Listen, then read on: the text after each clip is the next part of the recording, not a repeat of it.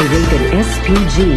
Striktong patnubay at gabay ng magulang ang kailangan. Maaaring may masiselang tema, lengguwahe, karahasan, sexual, horror o droga na hindi angkop sa mga bata.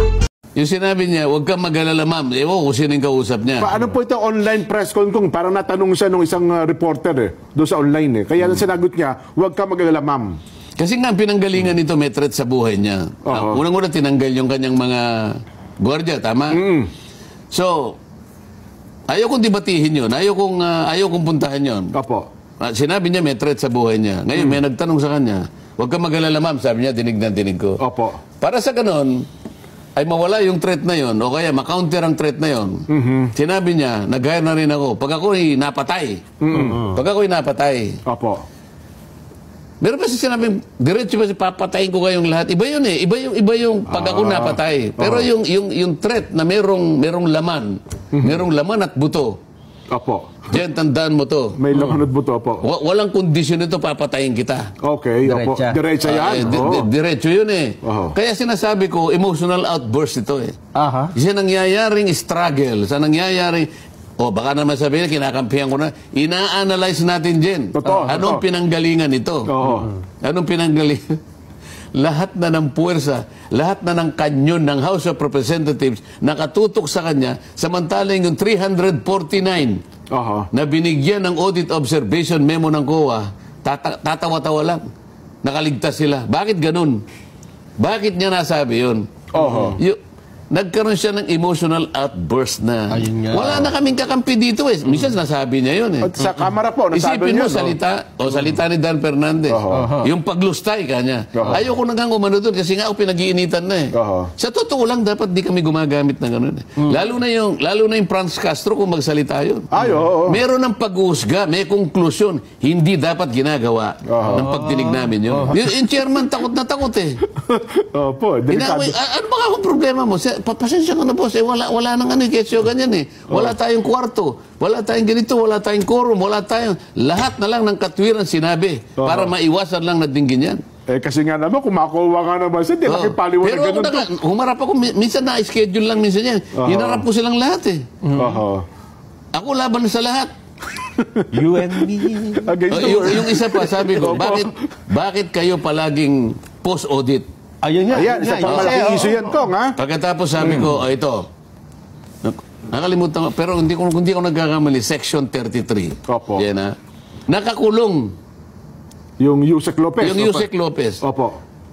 Akalain mo nagpasinag lang sila ng mga video. Bigla na lang in-extend ng another 5 days ang pagkakakulong. Ano nangyari? Iniiba daw yung tagpo tsaka hindi na naman daw Sinong nag-iba ng tagpo?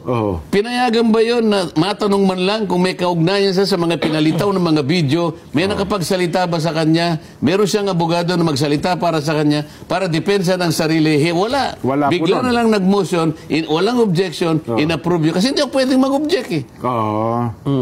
Kasi daw hindi ako member eh. Hindi ka member yung committee. Kapag hindi ako member, hindi ako pwedeng mag-object. Ganun ang ano nila eh. Ayun. Anong klaseng proseso nangyayari? O ikaw ang vice president. Baka higit pa doon, nasabi mo eh. Naku. Mga halimbawa, binigyan ng 5 days. Andun pa sa ospital, binigyan another 5 days. Nasaan ang due process? Ano sinasabi ng saligang batas? Sa due process. Sa due process. Basahin mo. Nakakalimutan ko na kung eh. Hindi, nasa Bill of Rights. Alam mo yung pinakamatatag na depensa ng isang tao laban sa lahat ng mga umuusig sa kanya, yun ang Bill of Rights. Opo. Yun ang kanyang...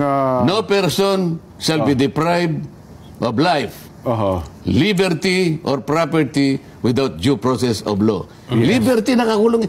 I-extend niya ng 5 days, hindi man lang natanong, walang nagtanggol sa kanya, nang dahil lamang yung isang congresswoman na talagang mahilig magpakulong, binigyan ng 5 days, sumagot ka agad, is there any objection?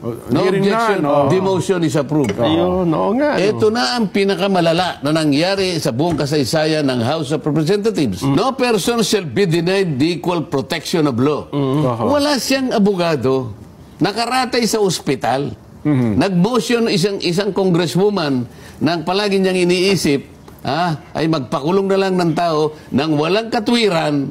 Ay, hindi mo nakita, tuwan-tuwa siya nung naipakulong niya noon. Nakipag-fist bump pa eh.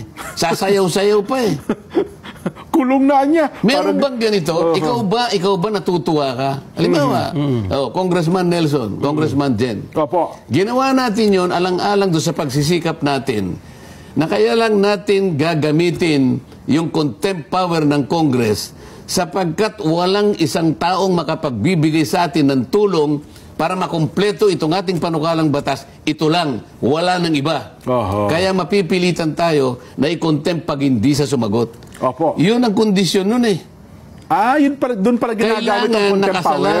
Nakasalalay sa impormasyon na makukuha mo para makumpleto yung panukalang batas na iniisip natin. Wala tayong mapagkukunan. Isa lang, walang iba. Yan ang sinasabi ng ating jurisprudence. Hindi.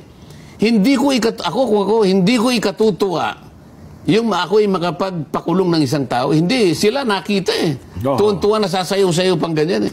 Diyan mo makikita ano yung nasa puso nila. Yun ang pag-usapan natin. Nalilihis tayo sa ano eh. Ang palagi, anong sinabi? Anong masasabi mo sa sinabi ni Vice President? Akala mo naman eh. If you enjoyed this content, let us know. Like this video, share it with others who might be interested. Follow us for more.